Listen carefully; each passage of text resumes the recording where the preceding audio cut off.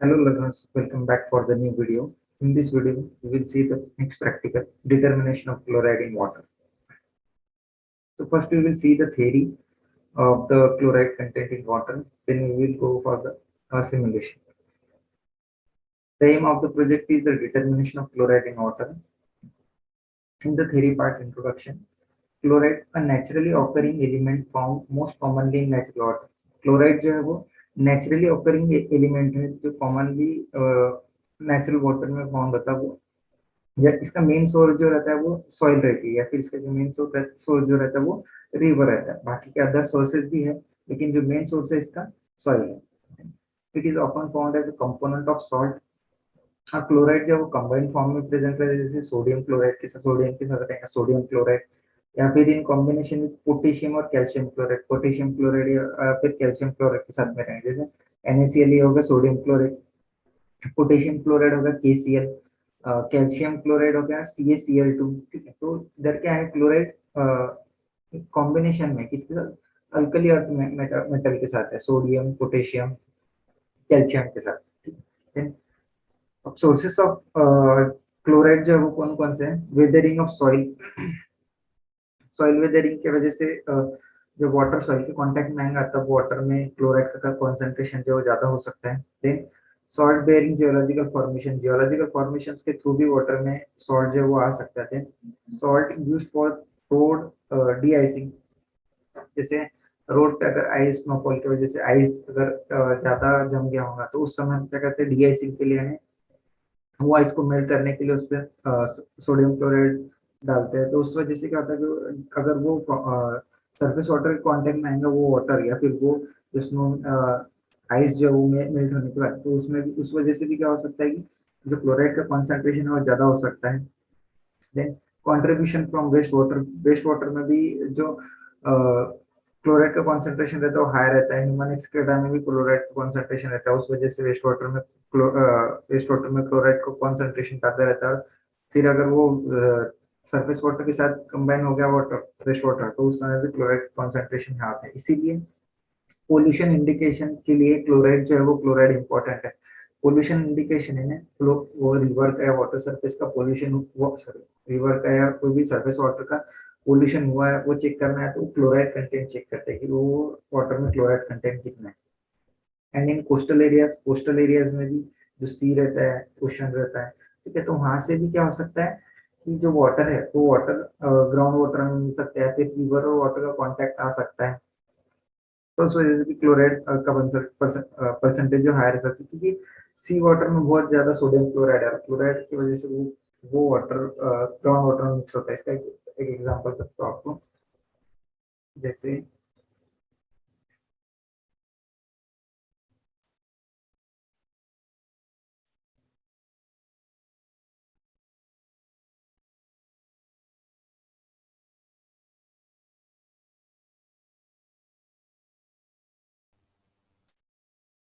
Decrease हो जा रहा है ठीक है इसे छोड़ देते हैं तो ओरली बताता हूँ जैसे अगर जहाँ पर सी और रिवर का जो मीट होता है जहाँ पे रिवर सी को जाके मिलती है वहां पर क्या होता है कि कॉन्सेंट्रेशन डिफरेंस बहुत ज्यादा डेवलप हो जाता है क्लोराइड कॉन्सेंट्रेशन डिफरेंस बहुत ज्यादा डेवलप हो जाता है TDS कॉन्सेंट्रेशन डिफरेंस बहुत ज्यादा डेवलप हो जाता है क्योंकि रिवर में TDS कॉन्सेंट्रेशन कम रहता है और सी में या फिर ओशन में TDS कॉन्सेंट्रेशन बहुत ज्यादा रहता है ये कॉन्सेंट्रेशन डिफरेंस की वजह से क्या होता है जो जो सी में का TDS है सी में का क्लोराइड्स है वो क्या हो जाते हैं रिवर में आ जाते हैं क्योंकि जो क्लोराइड का कॉन्सेंट्रेशन है क्लोराइड का कॉन्सेंट्रेशन वाटर में कम है और सी में ज्यादा है तो इस वजह से क्या हो जाता है हायर कॉन्सेंट्रेशन से लोअर कॉन्सेंट्रेशन पे TDS का हो जाता है मूव हो जाते हैं तो इस वजह से भी रिवर वाटर में क्या हो जाता है कोस्टल एरियाज में जो परसेंटेज है वो परसेंटेज हाई हो जाता है क्लोराइड का उसके बाद में intrusion of salty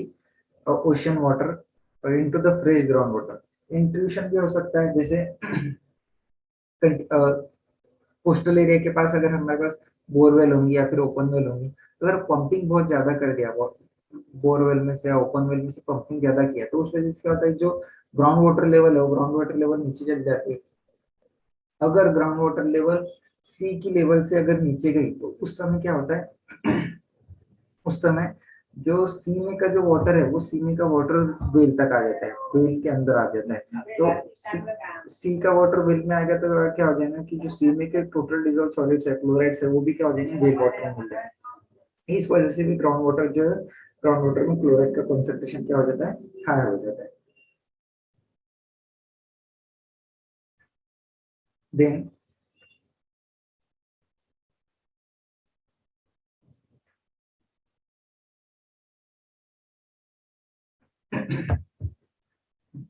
then chloride can corrode metal and affect the taste of food product। Chloride जो मेटल को करोड भी करता है और फूड की जो टेस्ट है वो भी खराब करता है। Then it is usually harmful to humans, human beings के लिए harmful है। However, the sodium part of sorry, it is not usually harmful to humans, humans के लिए harmful नहीं है। लेकिन the sodium part of tablet salt has been linked to heart and kidney disease। इसकी वजह से heart और kidney disease होने के chances है। Then chloride is basically fully absorbed in normal individuals until the content is too high। Then the presence of sodium chloride in water gives salty taste। अगर sodium chloride का percentage ज्यादा है 50 milligram पर litre के आसपास तो salty test test की test जो सॉल्टी रहती है। अगर कैल्शियम और मैग्नीशियम क्लोराइड है, क्लोराइड अगर कैल्शियम या मैग्नीशियम के फॉर्म में है, उनके साथ अटैच है, तो उसकी वजह से जो टेस्ट है वो टेस्ट खराब नहीं होती। कब तक, जब तक उसका कॉन्सेंट्रेशन 100 मिलीग्राम तक नहीं, उसके ऊपर उसका तो उसके बाद जो टेस्ट है वो टेस्ट खराब होना चाहते हैं। अब जो मेजरमेंट है, क्लोराइड का मेजरमेंट है वो इम्पोर्टेंट है इंडस्ट्रियल यूज के लिए भी और डोमेस्टिक यूज के लिए भी। कौन सी ट्रीटमेंट प्रोवाइड करना चाहिए, कितना ट्रीटमेंट प्रोवाइड करना चाहिए, it is important parameter and indicate the extent of desalting of apparatus required. Desalting के लिए एपरेटस कौन सा यूज करना पड़ेगा, जैसे रिवर वाटर है, सॉरी जैसे ग्राउंड वाटर उसका कॉन्सेंट्रेशन ज्यादा है, या फिर सी वाटर या ब्रैकिश ब्रैकिश वाटर में ऐसा वाटर जिसकी सैलिनिटी फ्रेश वाटर से ज्यादा है और सी वाटर से कम है, तो उस समय उसमें का जो सॉल्ट का परसेंटेज है वो कम करने के लिए कौन सा एपरेटस यूज करना चाहिए, कौन सी मेथड यूज करनी चाहिए, इसलिए क्लोराइड कॉन्सेंट्रेशन डिटर्मिनेशन इंपॉर्टेंट है। और एक इंपॉर्टेंट पॉइंट है, it also interferes with COD determination. COD chemical oxygen demand जो है वो केमिकल ऑक्सीजन डिमांड फाइंड करने के लिए भी इंपॉर्टेंट है। अगर क्लोराइड वाटर में प्रेजेंट रहेगा तो क्लोराइड वाटर में प्रेजेंट रहने की वजह से जो सीओडी वैल्यू है वो सीओडी वैल्यू एक्यूरेट नहीं मिलती। इसीलिए सीओडी वैल्यू एक्यूरेट मिलने के लिए जो क्लोराइड का जो इंटरफेरेंस है वो क्लोराइड का इंटरफेरेंस वैनिश करना पड़ता है, और वो वैनिश करने के लिए क्या करा जाता है, हाई मर्क्यूरिक सल्फेट HgSO4 जो है वो ऐड किया जाता है वाटर सैंपल में। इस वजह से जो क्लोराइड का जो इफेक्ट रहेगा सीओडी डिटर्मिनेशन में वो नहीं आता है। तो ये था इम्पोर्टेंस इसका। इफेक्ट ऑन ह्यूमन बॉडी में इतना ही बताऊंगा कि a dietary intake of adults of 9 milligram of fluoride per kg of body weight has been recommended।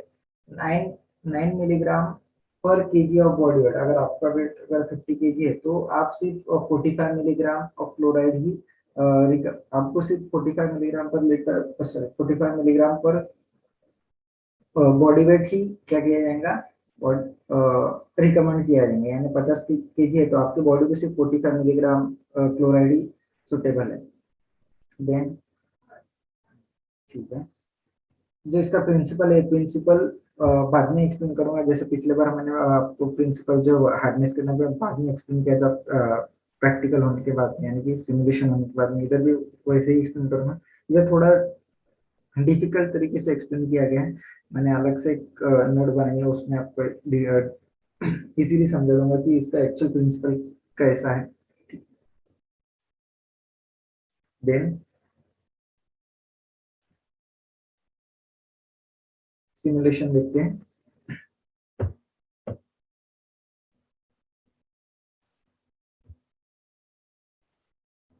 Objective to determine chloride ion concentration in water sample by Morse method। Morse method इसे कहा जाता है, बहुत जगह question भी पूछा जाता है क्लोराइड कॉन्सेंट्रेशन डिटर्मिनेशन के लिए कौन सी मेथड यूज की जाती है, तो मोर्स मेथड है। मोर्स मेथड में सिल्वर नाइट्रेट सॉल्यूशन यूज किया जाता है। देन ये तो एप्रेटस यूज तो आपको पता है, pipette, conical flask, burette, beaker, dropper, क्या रहता है ये पहले बहुत बार बताएं। सॉल्यूशंस कौन कौन से यूज किए जाते हैं, रीजंस कौन कौन से यूज किए जाते हैं, तो chloride increases the electrical conductivity of the solution used। Sodium chloride solution use किया जाएंगे NaCl स्टैंडर्ड सिल्वर नाइट्रेट की स्टैंडर्डाइजेशन के लिए यूज किया था सोडियम क्लोराइड सॉल्यूशन, फिर सिल्वर नाइट्रेट सॉल्यूशन जिससे हमें टाइट्रेशन करना है सैंपल वाटर का, then distil water blank reading लेने के लिए डिस्टिल वाटर भी लगेगा, देन वाटर सैंपल जो वाटर सैंपल का हमें क्लोराइड कॉन्सेंट्रेशन फाइंड करना है वो, then potassium chromate as indicator, potassium chromate का इधर इंडिकेटर है डिस्क्रिप्शन में। Chloride increases the electrical conductivity of water and दस इंक्रीजेस इट्स करोसिविटी। ठीक है, क्लोराइड अगर ज्यादा रहेगा तो इलेक्ट्रिकल कंडक्टिविटी बढ़ेगा और करोसिविटी बढ़ेगा। In metal pipes chloride reacts with metal ions to form soluble salt thus increasing the level of metals in drinking water। Metal pipes में का जो क्लोराइड है वो मेटल सॉरी क्लोराइड जो मेटल आयन से रिएक्ट होकर soluble salt बनाएंगे जो वाटर में डिसॉल्व हो जाएंगे और उस वजह से जो टीडीएस लेवल है वाटर का टीडीएस लेवल क्या हो जाएगा, हाई हो जाएगा। ठीक है, अब सिमुलेशन देखते हैं। सबसे पहले जो हम टाइट्रेंट यूज करने वाले सिल्वर नाइट्रेट सॉल्यूशन जो यूज करने वाले AgNO3 जो है वो सिल्वर नाइट्रेट सॉल्यूशन है, वो हमारा टाइट्रेंट है, ये हम यूज करने वाले। तो इसका हमें स्टैंडर्डाइजेशन करना है, यानी जो हम सैंपल को जो सॉल्यूशन को हम सैंपल के साथ टाइट्रेट कर रहे हैं वो सॉल्यूशन स्टैंडर्ड है कि नहीं, उसकी नॉर्मेलिटी कितनी है वो हमें फाइंड करनी है। या फिर हमने जो बनाया सपोज 0.01 फॉर एग्जांपल 0.01 नॉर्मेलिटी के लिए हमने बनाया सिल्वर नाइट्रेट सॉल्यूशन, वो उतने ही नॉर्मेलिटी का बना है कि नहीं वो चेक करना है। चेक करते हैं standardization silver nitrate. fill the burette with the silver nitrate solution up to 0 mark तक burette जो फिल करनी विद AgNO3 सॉल्यूशन जिसका हमें स्टैंडर्डाइजेशन देखना है, यानी इसकी नॉर्मेलिटी कितनी है वो फाइंड करनी है।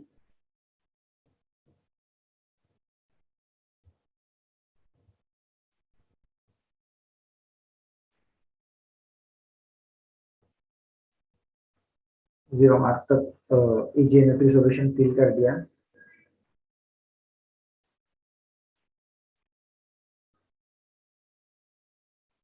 Then add 10 ml of 0.0141 normal standard sodium chloride solution। Standard sodium chloride solution prepare किया है, उसकी जो नॉर्मेलिटी है उसकी नॉर्मेलिटी है 0.0141 नॉर्मली। ठीक है, solution to conical flask via graduated pipette के थ्रू हमें 10 ml स्टैंडर्ड सोडियम सॉल्यूशन देना है।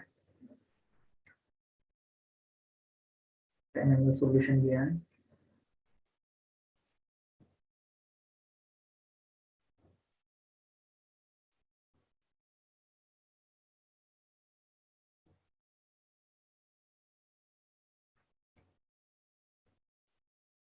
अब इंडिकेटर यूज करना है हमें, पोटेशियम क्रोमेट इंडिकेटर, उसका ओरिजिनल कलर येलो रहता है, वो इंडिकेटर यूज करना है। वाटर सैंपल में जाने वाले इसका कलर येलो ही डेवलप होने वाला है। 10 ड्रॉप्स डालने इधर ज्यादा। अभी तक हमने देखा कि जो इंडिकेटर ऐड किया वो इंडिकेटर हम कम ऐड करते हैं, इधर इंडिकेटर जो ऐड करने वाले हैं हम इधर इंडिकेटर ज्यादा ऐड करना है, 10 ड्रॉप्स ऐड करने हैं इधर, वो क्यों बाद में बताऊंगा आपको। The normality of sodium chloride solution taken is, normality कितनी 0.0141 0.0141। अब इतना ऑड फिगर क्यों लिया गया है 0.0141, वो भी बाद में बताता हूँ।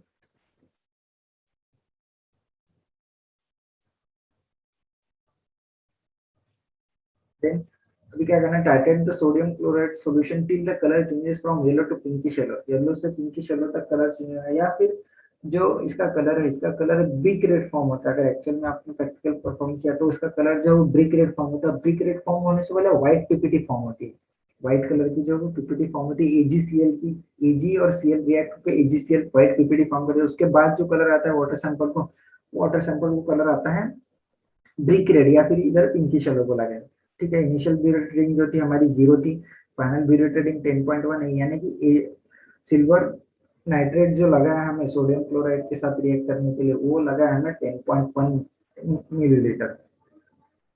देन अब जो नॉर्मेलिटी है AgNO3 की वो फाइंड करनी है, स्टैंडर्डाइजेशन करना है। वो स्टैंडर्डाइजेशन के लिए हमारे पास formula N1 is equal to N2 देखिए, normality of AgNO3 into volume of, ये इधर गया तो इनटू वॉल्यूम ऑफ AgNO3 है ना, volume of NaCl into normality of NaCl है ना। N1 V1 is equal to N2 V2 का फॉर्मूला यूज करना है। N1 हमारा जो सोडियम क्लोराइड सॉल्यूशन है वो नॉर्मेलिटी उसकी 0.0141 नॉर्मेलिटी थी।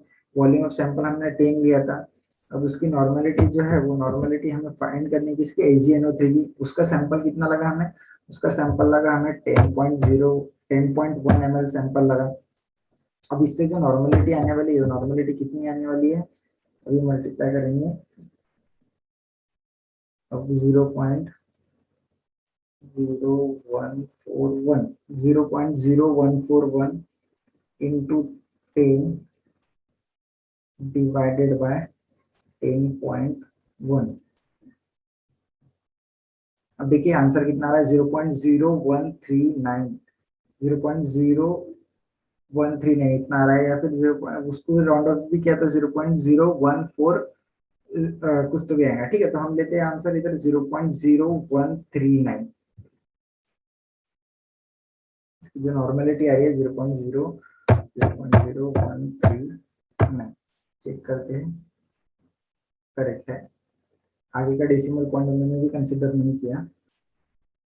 अभी नॉर्मलिटी है इतनी आ गई है ना, जो हमारा AgNO3 का स्टैंडर्डाइजेशन है वो स्टैंडर्डाइजेशन हो गया। हमें पता चल गया है कि जो AgNO3 यूज किया करेंगे हम, उसकी नॉर्मलिटी कितनी है, 0.0139 नॉर्मल। ब्लैंक टेस्ट, इसमें ब्लैंक टेस्ट भी लिया था। क्यों लिया था वो प्रिंसिपल में बताऊंगा आपको, ब्लैंक टेस्ट क्यों लिया जाता है। सिर्फ इतना याद रखो अभी कि ब्लैंक टेस्ट जो वैल्यू लेंगे हम, वो वैल्यू जब सैंपल का टाइट्रेशन करेंगे उसमें से सैंपल के टाइट्रेशन में जितना हमें AgNO3 लगेगा उसमें से हमें ब्लैंक टेस्ट के लिए जितना लग रहा है वो माइनस करना पड़ेगा। अभी इतना ही ध्यान रखो, वो क्यों करेंगे वो आपको मैं प्रिंसिपल के टाइम पे बताऊंगा। और वो क्वेश्चन हमेशा ओरल में पूछा जाता है कि chloride determination of chloride concentration में ब्लैंक करेक्शन क्या रहता है, फिर ब्लैंक टेस्ट क्या रहती है, वो क्यों परफॉर्म की जाती है।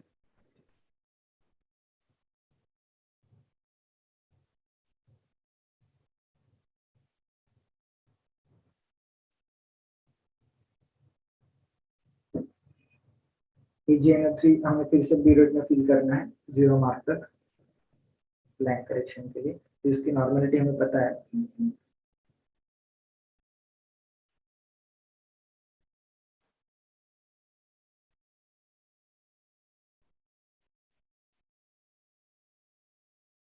Experiment is carried out by which of the following method, Mohr's method, पहले ही बताया हमने।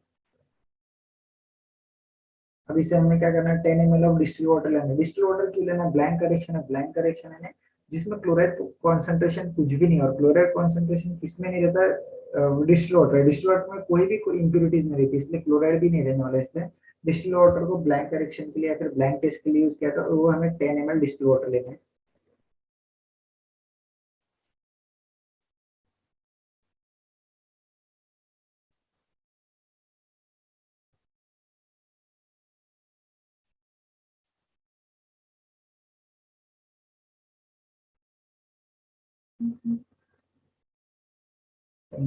इसके बाद हमें इंडिकेटर ऐड करना, potassium chromate K2Cr O4 potassium chromate.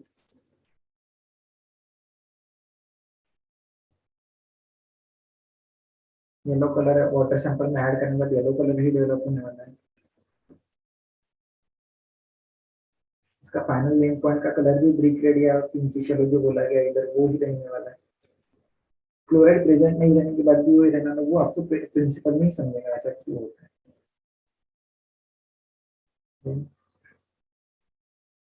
Titrate करना है हमें AgNO3 के साथ, जब तक उसका कलर जो है पिंकी शेडो नहीं होता है।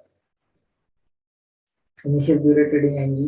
अब हाँ, और एक इम्पोर्टेंट बात, जब ब्लैंक रीडिंग फाइंड करेंगे आप, तो इस समय आपका जब आप सैंपल को जब टाइट्रेट करेंगे AgNO3 के साथ, तो व्हाइट पीपीटी फॉर्म नहीं होगी। जैसे मैंने पहले आपको बताया कि पहले व्हाइट पीपीटी फॉर्म होगी फिर ब्रिक रेड कलर है। अब इसमें जब ब्लैंक के साथ फॉर्म करो तब व्हाइट पीपीटी फॉर्म नहीं है। क्यों फॉर्म नहीं है, क्योंकि Cl नहीं है इसमें, AgCl फॉर्म नहीं होंगे, और AgCl ही पीपीटी फॉर्म करता है। इसीलिए जो वाटर सैंपल है, वाटर सैंपल में व्हाइट पीपीटी नहीं है, सीधा डायरेक्टली येलो कलर से ब्रिक रेड कलर यानी कि पिंकिश येलो कलर आएंगे। Which of the following indicator is used in the your experiment? Potassium chromate indicator use किया है। इलेक्ट्रॉन ब्लैक टी तो हमने पिछले एक्सपेरिमेंट में यूज किया था डिटरमिनेशन ऑफ हार्डनेस में। जिसका जो रीडिंग है, ये फाइनल जो रेटिंग कितनी है, 0.4 ml, 0.4 ml रीडिंग आई है। याद रखना हमें volume of distil water use 0.4 ml, ये वैल्यू हमें बाद में आगे चल के जो वाटर सैंपल की रीडिंग है उसमें से माइनस करना पड़ता है, इसलिए इसे ब्लैंक रीडिंग कहा जाता है। तो बेटा आप सैंपल का टाइट्रेशन करेंगे, अगेन फिर the burette with silver nitrate solution to the 0 mark.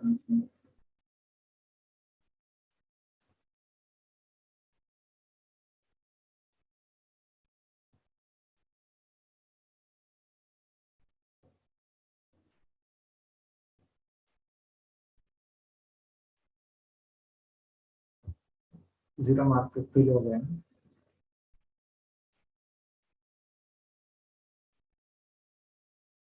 Procedure same है, जिस जो प्रोसीजर हमने फॉलो किए सेम प्रोसीजर, ब्लैंक के जो प्रोसीजर फॉलो किए सेम प्रोसीजर हमें सैंपल के लिए भी फॉलो करना है। सिर्फ डिफरेंस इतना ही है कि सैंपल के ब्लैंक करेक्शन में जो सैंपल लिया था हमने, ब्लैंक टेस्ट के लिए जो सैंपल लिया था वो था डिस्टिल वाटर।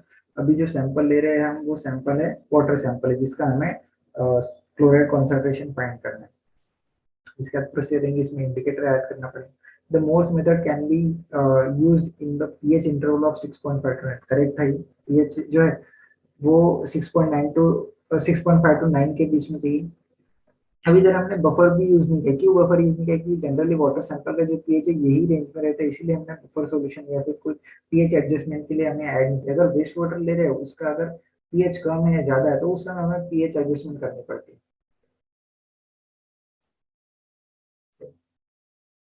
10 ड्रॉप्स हमें इधर क्या डालना है, पोटेशियम क्रोमेट डालना है। इधर बहुत ज्यादा यूज कर रहे हैं हम पोटेशियम क्रोमेट यानी इंडिकेटर जो ज्यादा यूज कर रहे हैं, नहीं तो हम 2 to 4 ड्रॉप्स या 2 to 3 ड्रॉप्स सफिशियंट रहते हैं। अल्कलिनिटी में भी हमने उतनी डाला था, 2 से 3 ड्रॉप्स। अब हमें क्या करना है, titrate the sodium chloride solution या फिर टाइट्रेट द सॉल्यूशन जिसमें क्लोराइड कंटेंट है till the colour changes from yellow to pinkish yellow. Pinkish yellow यानी ब्रिक रेड तक नहीं आता तब तक। ब्रिक रेड में इसलिए बोल रहा हूँ कि बहुत सारे मैनुअल में और बहुत सारे बुक में जो एक कलर एन पॉइंट कलर जो बताया है वो कलर बताया, ब्रिक रेड कलर बताया है। अभी इधर इन्होंने पिंकिश येलो बताया उसमें। अब जो है इनिशियल ब्यूरेट रीडिंग टू 0 थी, फाइनल ब्यूरेट रीडिंग 4.2 ml है ना। वाटर सैंपल को टाइट्रेट करते समय जो sodium sorry silver nitrate AgNO3 solution लगा है वो कितना लगा है, 4.2 ml लगा है। इसमें से हमने ब्लैंक रीडिंग माइनस करने पड़ेंगे जो डिस्टिल वाटर के साथ आई थी। वॉल्यूम ऑफ सैंपल वाटर 10 लिया था। इनिशियल ब्यूरेट रीडिंग 0 थी, फाइनल ब्यूरेट रीडिंग 4.2 आई है और वॉल्यूम ऑफ AgNO3 कितना लगा हमें, 4.2 लगा। अब जब हम कॉन्सेंट्रेशन ऑफ क्लोराइड फाइंड करेंगे तो इसका फॉर्मूला थोड़ा अलग रहने वाला है। इसका फॉर्मूला क्या लेंगे, वॉल्यूम ऑफ टाइट्रेंट इज, पर वो जो फॉर्मूला हमारा था जैसे इधर भी पता तो मैं आपको, कॉन्सेंट्रेशन किसी का भी फाइंड करना है तो volume of titrant use, normality of titrant, equivalent weight और जिसके साथ हम कंपेयर कर रहे हैं 10,000 की कन्वर्जन फैक्टर है तो समझेंगे divide by volume of sample, यही फॉर्मूला यूज करना है पूरा। लेकिन इसमें जो वॉल्यूम ऑफ टाइट्रेंट यूज करना है वो कितना यूज करना है, जो हमें सैंपल का टाइट्रेशन करने के बाद जो वैल्यू आई थी उसमें से ब्लैंक रीडिंग माइनस करनी पड़ेगी, यानी volume of titrant used for the titrate for conducting titration with water sample minus volume of water used while titrating with distil water. ठीक है, तो दोनों का माइनस करना है।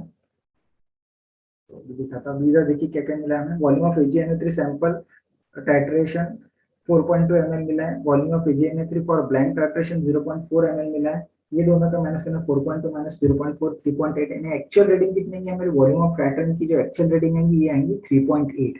फिर नॉर्मेलिटी ऑफ AgNO3, अब इधर नॉर्मेलिटी ऑफ AgNO3 इन्होंने इधर राउंड ऑफ किया है 0.0140, जैसे मैंने उधर राउंड ऑफ नहीं किया था, लेकिन जैसे हमारी इधर वैल्यू देखिए कितनी है, जो वैल्यू आएगी हमारी 0.0139, इसे हम राउंड ऑफ करेंगे तो उतने ही आने वाला है 0.0140, इसलिए इन्होंने राउंड ऑफ किया है इधर, तो हम भी यही वैल्यू लेंगे 0.0140। नॉर्मल इधर ml नहीं है, इधर n आना चाहिए, इधर गलती से ml हो गया। Then volume sample taken 100। तो हम फॉर्मूला जो है वही फॉर्मूला, ये फॉर्मूला यूज नहीं करेंगे जो मैंने आपको पहले से बताया कि हमेशा हम हर बार यही ये जो फॉर्मूला यही यूज करेंगे और ये फॉर्मूला सब जगह अप्लीकेबल है। तो वॉल्यूम ऑफ टाइटन कितना यूज किया हमने, AgNO3 के लिए यूज किया है हमने 4.2 AgNO3 के लिए लगाया है। फिर माइनस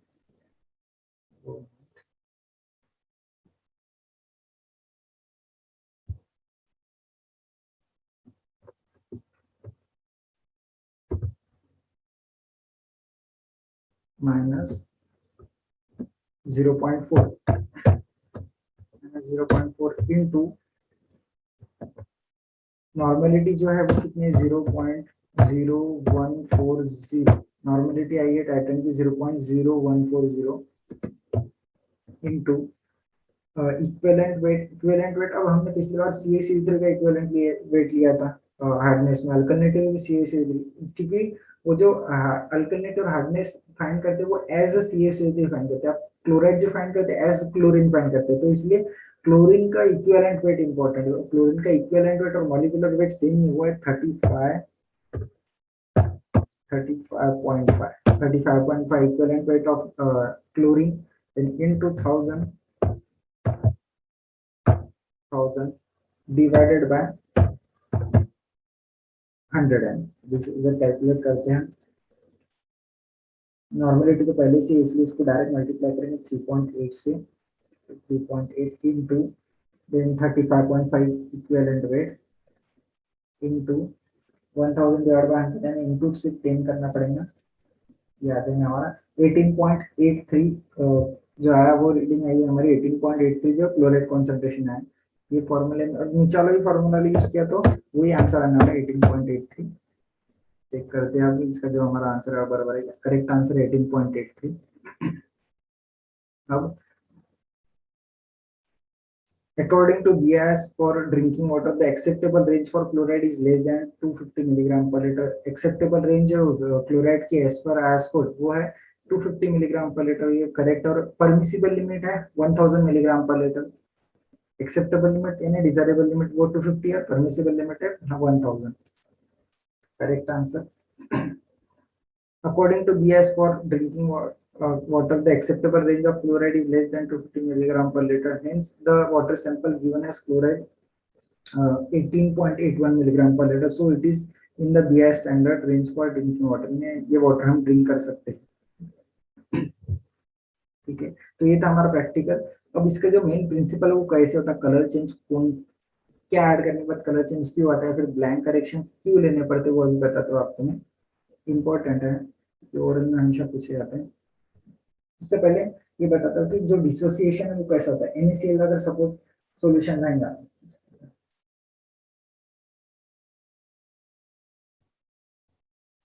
सपोज अगर NaCl सॉल्यूशन है तो NaCl सॉल्यूशन का डिसोसिएशन Na पॉजिटिव और Cl नेगेटिव में आने वाला है। फिर AgNO3 यानी सोडियम सॉरी सिल्वर नाइट्रेट जो सॉल्यूशन है AgNO3 जो है उसका जो ये डिसोसिएशन होगा Ag प्लस NO3 में माइनस में होने वाला है। पोटेशियम क्रोमेट उसका जो सॉल्यूशन उसका जो डिसोसिएशन होगा वो कैसा होगा K2CrO4 का होगा 2K प्लस K की जो वैलेंसी 1 है इसलिए K प्लस और दो एटम इसके इसलिए 2K प्लस प्लस CrO4 डाइनेगेटिव। तो इस प्रकार इसका जो डिसोसिएशन है। डिसोसिएशन इंपॉर्टेंट है प्रिंसिपल समझने के लिए, इसलिए इधर एक्सप्लेन किया। अब क्या है फर्स्ट कंडीशन केस देखते हैं, when AgNO3 is adding in the water. जब AgNO3 क्या करते हैं हम ऐड करते हैं वाटर में, तो AgNO3 जो वो डिसोसिएट होगा Ag प्लस में। ऑलरेडी जो सोडियम ऑलरेडी जो क्लोराइड है वाटर में प्रेजेंट वो Cl नेगेटिव फॉर्म में है, क्लोराइड जो वो Cl नेगेटिव रहता है, ध्यान में रखना। अब इनकी रिएक्शन होगी वाटर में Cl प्रेजेंट है और Ag हम ऐड कर ले तो AgCl फॉर्म होगा, सिल्वर क्लोराइड फॉर्म होगा। और इसकी जो कलर रहता है व्हाइट पीपीटी व्हाइट कलर रहता है और ये व्हाइट पीपीटी फॉर्म करता है। जब Ag और Cl की रिएक्शन होती है AgCl जो फॉर्म होता है व्हाइट पीपीटी फॉर्म करता है। अब ये व्हाइट पीपीटी मैंने आपको बताया था ब्लैंक करेक्शन में व्हाइट पीपीटी फॉर्म लेंगे, डायरेक्ट येलो से ब्राउन कलर आएगा। वो क्यों, यही रीजन है कि ब्लैंक करेक्शन में या फिर डिस्टिल वाटर जब हम ले रहे हैं तो उसमें क्लोराइड कॉन्सेंट्रेशन नहीं है, क्लोराइड और Ag प्लस की रिएक्शन नहीं होगी और व्हाइट पीपीटी फॉर्म नहीं होगी। इसका रीजन ये था व्हाइट पीपीटी फॉर्म क्यों नहीं होने का। फिर बाद में ये तो हमने कर दिया व्हाइट पीपीटी कितनी आ रही कब आ रही है, व्हाइट पीपीटी फॉर्म में थोड़ा टाइम लगता है, ज्यादा नहीं थोड़ा टाइम लगता है, इसलिए इंडिकेट नहीं होता कि रिएक्शन खत्म होती है। अब रिएक्शन खत्म होने के लिए एंड पॉइंट चेक करने के लिए हमें ऐड करना पड़ता है इंडिकेटर, जो इंडिकेटर हमने पहले ही ऐड किया रहता है, 10 drops of excess of potassium chromate solution add किया था, इंडिकेटर ऐड किया था। तो क्या होता है, when all chloride are reacted with Ag+, जब पूरा जो Ag+ है वो क्लोराइड के साथ रिएक्शन हो जाते हैं, वाटर में सैंपल में का जो क्लोराइड आया ना वो खत्म हो गया Ag के साथ रिएक्ट हो गया, उसके बाद भी हम Ag+ ऐड कर रहे हैं, तो उसकी रिएक्शन का किसके साथ होती है, वो AgCl की रिएक्शन होती है, सॉरी वो Ag+ की रिएक्शन होती है क्रोमेट आयन के साथ, वो Ag+ की रिएक्शन किसके साथ होती है, क्रोमेट आयन के साथ, और वो क्रोमेट आयन फॉर्म करता है Ag2CrO4, ये फॉर्म करता है, और इसका जो कलर है तो ब्रिक रेड जो एंड पॉइंट में दिखता है, यानी एक्चुअल में टाइट्रेशन हम जो कर रहे हैं, यानी कि या फिर हमारा जो टाइट्रेंट यूज हो रहा है वो टाइट्रेंट दो चीजों के लिए यूज हो रहा है, एक यूज हो रहा है वो वाटर में का जो, एक जो यूज हो रहा है वो हो रहा है वाटर में का जो क्लोराइड है, वाटर में का जो क्लोराइड है वो क्लोराइड कितना है वो चेक करने के लिए, और दूसरी जगह वो Ag जो रिएक्ट हो रहा है वो रिएक्ट हो रहा है कि जो क्रोमेट आयन है वो क्रोमेट आयन के साथ भी रिएक्ट हो रहा है, हमें क्रोमेट आयन के लिए जो Ag है वो नहीं चाहिए, सिर्फ हमें क्लोराइड आयन के लिए चाहिए, इसीलिए हमें क्या करना पड़ता है, जब ये जो एक्सेस यूज हो रहा है हमारे वाटर सैंपल के लिए, जो एक्सेस यूज हो रहा है क्रोमेट के लिए, जो वाटर Ag लग रहा है वो हमें माइनस करना पड़ेगा, वो माइनस करने के लिए हमें की से एक रीडिंग लेनी पड़ेगी, उसे हम ब्लैंक करेक्शंस कहते हैं, जिसमें जिससे हम डिस्टिल वाटर यूज करते हैं, और वो डिस्टिल वाटर जब अगर हम यूज करें तो डिस्टिल वाटर में ये क्लोराइड प्रेजेंट नहीं रहेगा, डायरेक्टली क्या होगा, Ag जो हम ऐड करेंगे वो Ag किसके साथ रिएक्ट होंगे, ये क्रोमेट आयन के साथ रिएक्ट होंगे, तो क्रोमेट आयन के साथ रिएक्ट होके ये फॉर्म करेंगे। अब फॉर एग्जांपल मैं बताता हूँ आपको, मैं जैसे कि वो क्लियर हो जाएगा, और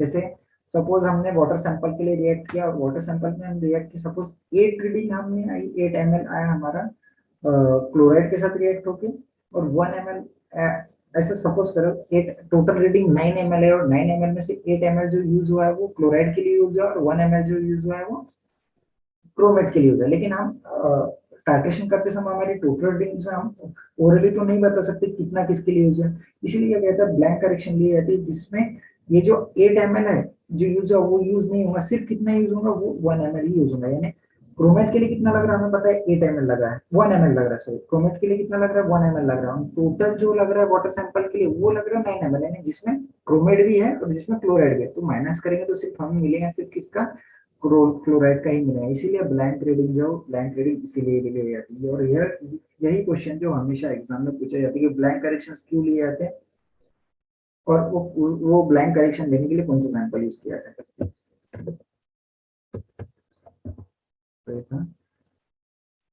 determination of chloride concentration in water sample. Thank you. Have a nice day.